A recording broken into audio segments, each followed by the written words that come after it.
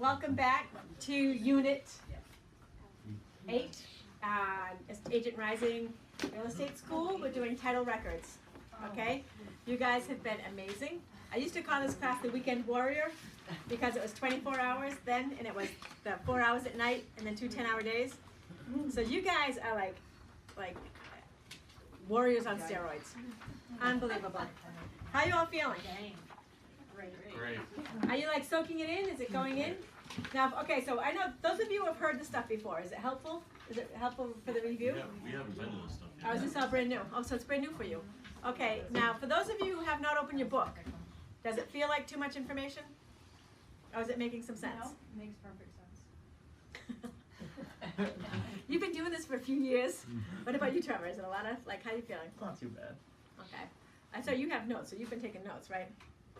Are you booking your test? Are you taking it next week? I haven't booked it yet. I'm gonna take it up on next week, but I don't know how. Get her done. Yeah, She's maybe ready. next Kidding me? week, He's got yeah. notes. We can He knows call all the and answers. Even before we have you sign it, we can call and. You could do that, yeah. Yes, you can, because it takes a few weeks sometimes for them to do it. So, by the way, she just brought out some chargers, in case anybody needs a charger for their phone. Of course, I don't know if I said that at the beginning of this. If you need to be on your laptop or check your messages or whatever, as long as you're silent, I don't care. Okay? However, that doesn't mean I'm not going to call on you. And if I call on you and you go like, huh, what? No, is it because you're like, oh, someone turned off my Facebook stuff. Okay. Be very Anyway. careful when you walk this way. Just for a little while. Okay. All right, so let us get started on title records. So this is, we're putting back on our general, right? We're going back to the 80 questions that everybody across the United States takes, right? Okay? Yes. All right, so the same thing, we are going to be audioing this when you go through this on your own. You're going to be lining stuff up, so you're strategically making it so that you're gonna learn, right? And you're gonna visit the forum with questions. I would love to see that forum populated. One of the things that we're putting on here is in anticipation of them saying that your stuff that you do on home online is going to count. So that's, you have to have a forum. You have to have thresholds during when you're taking it with quizzes in there. So we're trying to figure that all out so that we can pass the compliance. So again, if it happens in the next few weeks, and you guys aren't, well, you guys will be done by Friday, so it might not happen for you guys.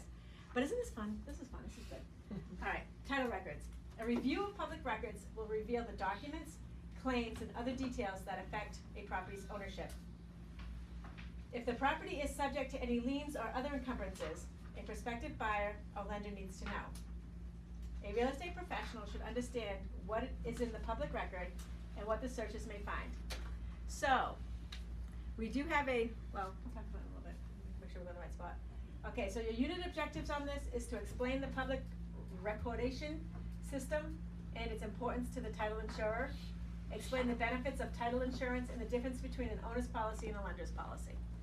Okay? So, key points to remember. Abstract of title, actions to quiet title, actual notice, attorney's opinion of title, certificate of title, chain of title, constructive notice, marketable title, priority, recording, subrogation, title insurance, title search, and the Torrent system. Okay, so those are your vocab words. So, public records, recording, the placing the document in public record. All right, so here's, like as I was talking to you before about a little bit of a change what's happened, you know, back before the internet, you know, people's records and stuff were kind of private. You know, you could go to the Registry of Deeds and pull out their information and you could find out some stuff about them, right? However, that has changed, and now you can get public records on anybody at any time, and find out almost anything you want to know about them. You know, so the influx of that, you know, I think is called the Internet of Things and big data. The thing I was talking to you about before, the app on that is called HomeSnap, where you actually go and you take your phone and you snap, you put the picture in the frame, you take a picture of the house, and it sends the coordinates up to the satellite or whatever, wherever it goes, I don't know. But within like about 10 seconds it comes down and it gives you the assessed value of the house if it is not on the market, the list price of the house if it is on the market. It gives you the assessment from the town, it gives you the public records from the town, it gives you what they paid, it gives you what their mortgage is, it gives you all that information. So if you were a person who was trying to figure out how to use those kind of public records, you know, to your benefit, you know, and you wanted to farm an area, you know, you could go right on public records and look things up, and we'll show you how to do that later in the week. Or you could go and just take pictures of the houses that you were interested in talking with a person. Or if you had a person that said, oh, that's my perfect house, you could take a picture of it, you'd have the owner's information, you could contact them by letter or, you know, by knocking on the door or whatever, like, and reach out to them. So it kind of changed things. I will tell you that when the first public records stuff that we would give to like the buyers or the sellers, and saying, here's your public records, they were like, oh, how do you have this information? And we're like, it's public records. And they're like, oh, and they were like so insulted, again, mad at us because we are evil. And so we would temper it by saying, listen, I'm only showing you this to show you what buyers agents are going to get. And they're going to show this information to your buyers. So when the buyer comes in, they're going to know if you're upside down. They're going to know if you have a mortgage on the house. They're going to know what you paid for the house. They're going to know all of these things.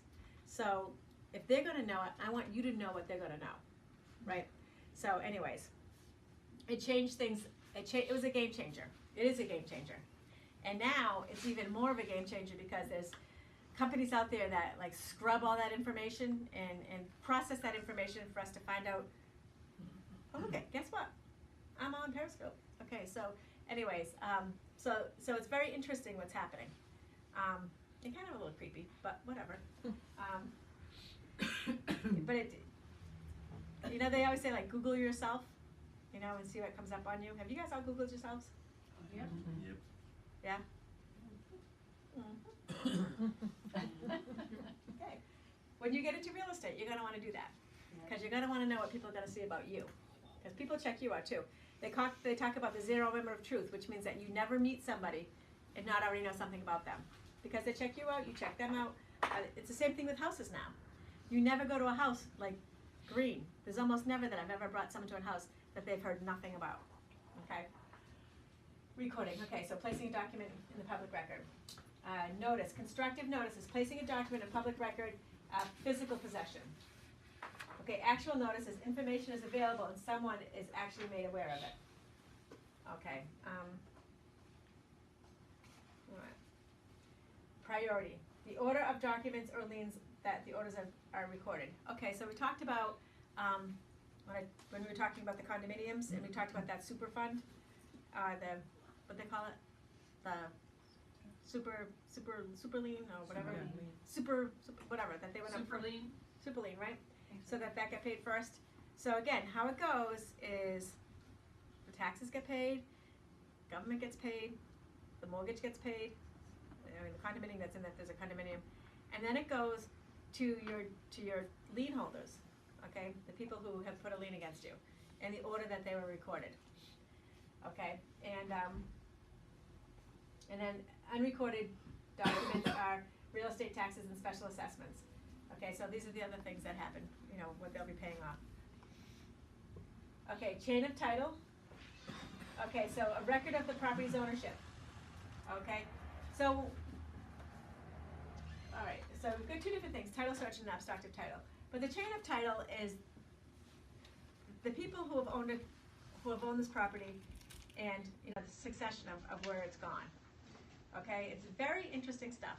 And some of the things that are determined on there, you know, are, is it a clean title? All right, and like that cloud on the title. Remember when I told you the last name was Silver and that's Sylvia? All right, that was a cloud on the title. If it was not foreclosed on property, have you guys ever heard of the MERS system? The MERS, is it MERS or MERS? MERS, MERS, MERS system. It's electronic recording of your paperwork. And what happens is that it was done rather than going, so when they all did all the refinancing and whatever, you know, back in like 2004, 5, and 6 or whatever, 2, 3, 4, 5, rather than going and recording them, they just did this like, electronic filing of it. So that would be, remember before when they said that, you know, those things that did not need, you know, transfer taxes or whatever, they talked about them.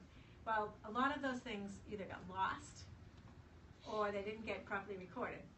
So people can't find that chain, okay? So if that happens, there's a question on what you're going to do. You know, how are you gonna handle that? And then again, you know, there's several other things you can find there. But anyways, there's a lot of times that there has to be an action to quiet the title. So, you know, if you have something like it was not recorded properly or not closed on property or not foreclosed upon property, there's actions that they try to take to do that. Like, and I'll just give you an example of what happened the other day. I'm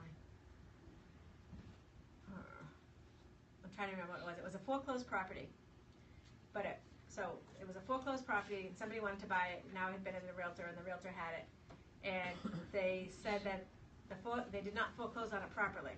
Actually, I think the person owned the house, and so they had to go back and re-foreclose on the property, and then go back and then move forward from there to quiet the title. So it's tricky. There's been a lot of things that have happened in the last few years, and it's one of those things that you, as a realtor, you want to know the most that you can know, and the best that you can find out the information on. You know, this would be one of those times that you want to have that relationship with the closing attorney early on. If you think that there may be any questions or challenges, you let them know so that you can, you know, you can find out about it and you can work with it. You know, the title search and the abstract of title. Okay, the title search is an exam of public records. Okay, so title search, like we could do a title search. You know, we could go and check out the public records. You know, an abstract of title is a summary report. Okay, and that's what the attorneys will do. They'll give you an abstract of what all of those things are and what the summary is. So it'll be analyzed. Marketable title, acceptable to a reasonably prudent person and will not subject the buyer to litigation. Okay, no serious defects, no question of law or fact,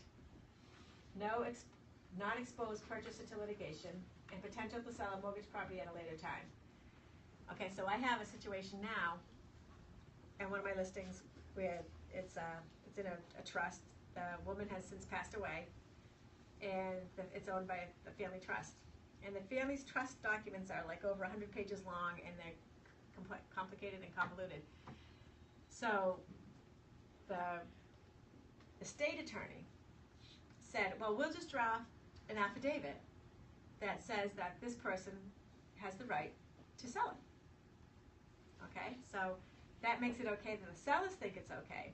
Well, then you get the buyers, they have, the title company says, no, we want the whole trust document. So there's like a big, you know, thing going on. They're not going to give the whole trust document. They're not going to take it without the trust document. Okay, so like 2 deals fall apart because of that. So I'm like, you know, you are killing me here. And then you go, and then this person says, well, his name is not even listed as the first 2 names on the trust document. And I am going somewhere with this. So then they said, okay, so where's his name? And so now they show that both of the 2 people declined to handle the trust, and now it's with the 3rd person. So now, even to me, I'm like, I don't know if I would trust that this guy has the authority to sell this house, even though he's my client. Like, I mean, he says he does, and his attorney is willing to sign off on it. But what about that person that goes back later and they want to show and that there's, you know, that it is reasonable and it is prudent and it's not subject to anything in the future, you know? So it's kind of iffy. I'm probably wasting my time, but these kind of things come up. You know, as like we talked about, you know, going to jail to get that last person to sign it. You know, everybody who's worked here has had to do different things to get the title cleared, and those are always surprises. Like, you never know what's going to come up from that. Okay. Proof of ownership, certificate of title, title insurance. Okay, standard and extended. Okay, so in the when the house gets ready to be closed, I think I said this earlier, the lawyer will have purchased title insurance on behalf of the buyer in a mortgage company for however much is mortgaged. So the attorney arranges that. The attorney actually gets a commission from that, and that's spelled out on the thing. And so, but whatever the house is mortgaged, there's an insurance thing, okay? And that's standard. And then what they'll do is they will offer to the homeowners to ensure that the remainder on that. okay? As I say, some of the things that people say, I'm not so sure if it's registered land, if it's, if it's something, I mean, when someone says, it's a new house, what do I need it for? I'm like, it's a new house on old land, right? Because we already know, like, all the different things that come up. So, anyways, it's something that it costs them one time, one fee there, and anyway. The Torrent system, the legal registration system to verify ownership of real estate without the need for additional search of public records. Okay. I'm trying to remember the Torrent system. I think the Torrent system comes in on the registered land. Can someone read that to me? What does it say about this? Mariah, can you read about the Torrent system? The Torrent system is a legal registration system used to verify ownership of real estate. What else does it say?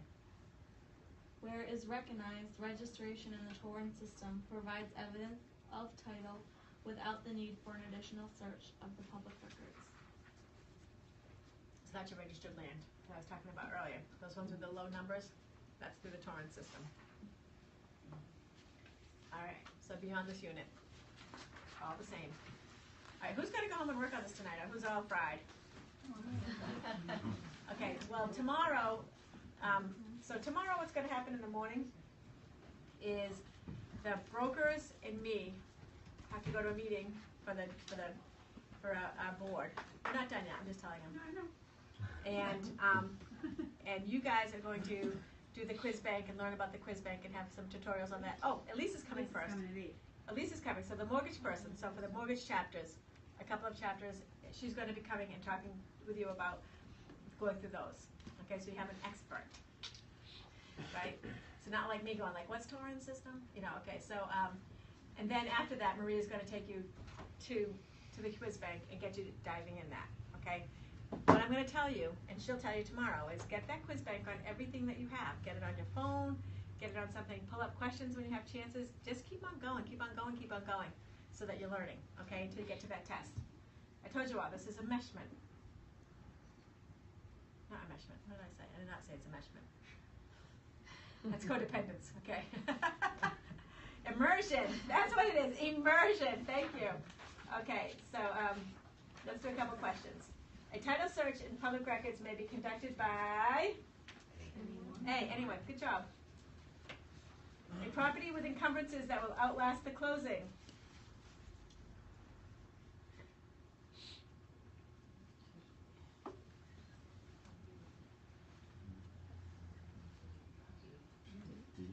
I think it's D. D. Okay, the best reason for a buyer to obtain title insurance is that the mortgage lender requires it, to ensure that the seller can deliver marketable title, to ensure that the abstractor has prepared a complete summary of title, to pay future liens that may be filed. B. B, to ensure that the abstractor has prepared a complete summary of title. That's C. Oh. The answer you just gave was C. No, Yep. it's B. To It's B. ensure, the seller. To ensure. Wait, in my book, to ensure that the abstractor is prepared to complete You're summary right, of that title. they say C, It says so C. it says B, and then and the words are C. Yep, you're right. So I don't know what the No, answer is. it's B in my book. What? It's B in my book. The answer's B, right? No. But the words, the answer is That's B. the 19? 19, yeah, the Yeah. answer. So so here's the thing, the answer is B, but when the words were written out, Oh my God. they put You have C words, they but were the C words. They put the C words under the B words. Sounds like girls' night out. Huh? Yep. Nothing. Okay, so this has to, Sonia? On it. She's on it like on it. Okay. Thank you. Sonia, look at Sonia's face. What did they use? She's like. All right, one more. Mortgage title policies protect which parties against loss? Buyers, sellers, lenders, buyers, and lenders. Wait a minute, where is this question? Number. No. 12? Yeah. Okay. Mortgage title policies protect. C. I say D. Mortgagee title, oh, policies, yeah, I guess, yeah. See, lenders, you're right, Paula. Okay, Paula may as well book her exam. Thank God I do not have to take mine for the 8th time. I'm just kidding. All right, so let's go on to the Massachusetts portion of this, okay? Is everybody good? I'm coming right back up as soon as I find it. Chapter 9.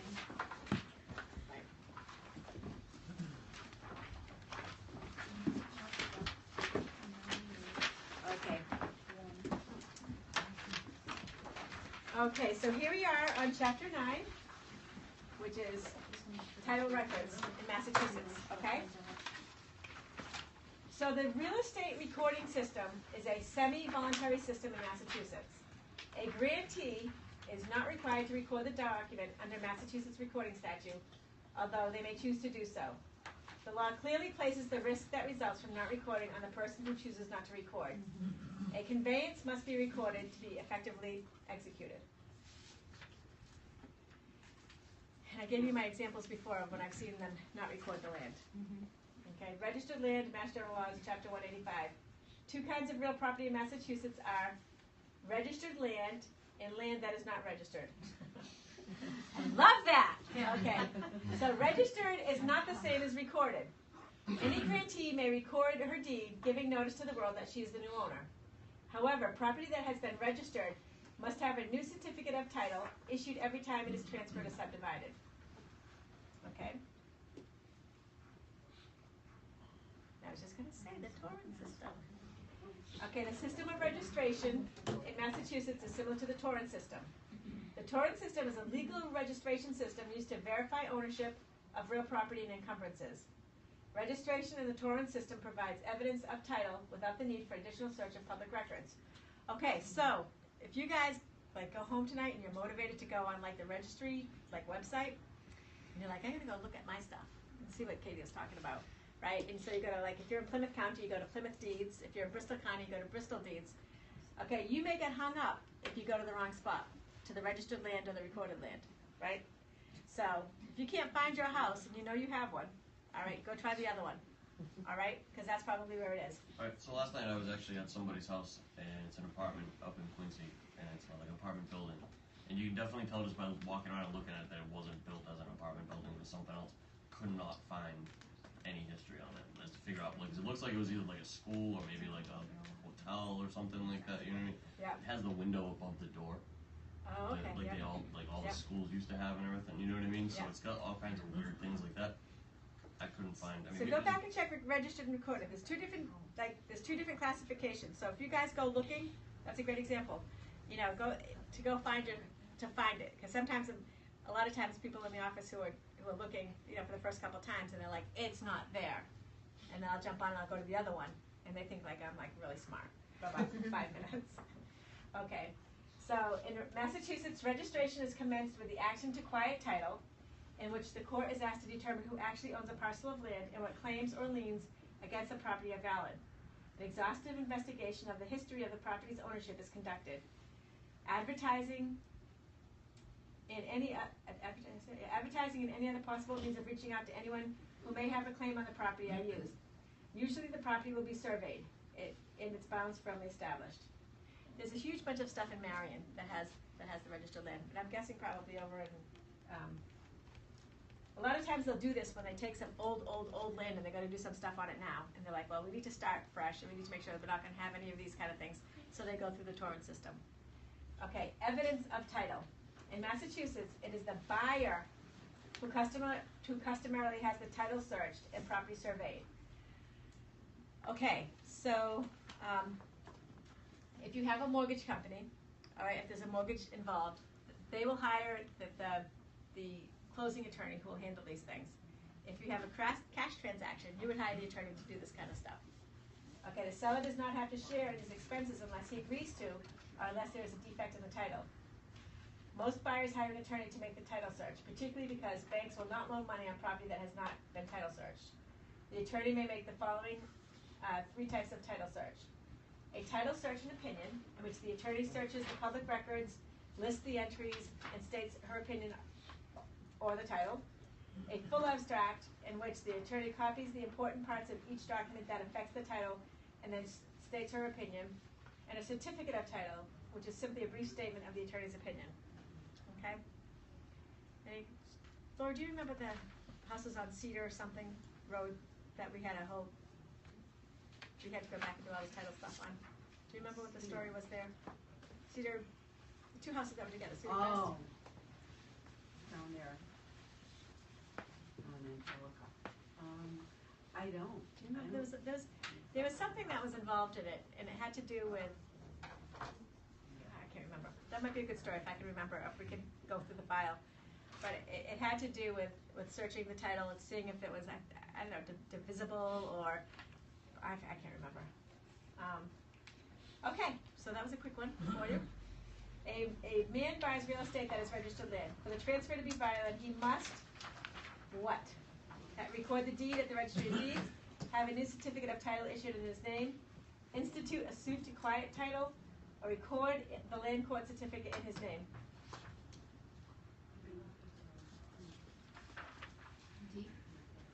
D? We got D? I'm thinking maybe A. B! See, I would not pass this test. Whenever registered land is transferred, a new certificate of title, oh yeah, we just read that, didn't we? And they do it every year. Did they say every year too? Every time it's transferred. Okay, all right. In Massachusetts, who customarily pays for the title search? Buyer. Good job. Which of the following is not a title search method commonly used by an attorney in Massachusetts? Land court certificate, title search in opinion, certificate of title, and full abstract. A. Once a suit to quiet title has been conducted and the rightful owner is determined from that day forward, the land court certificate provides evidence of title without the need for additional search of public records. Okay, let's do one more. Title insurance provides a means of financial protection if A. See? Got it. Okay. All right, perfect. Title insurance provides the policyholder with protection from losses that might arise based on defects in the title that might have occurred prior to the policy being used. Okay, so those are our title things.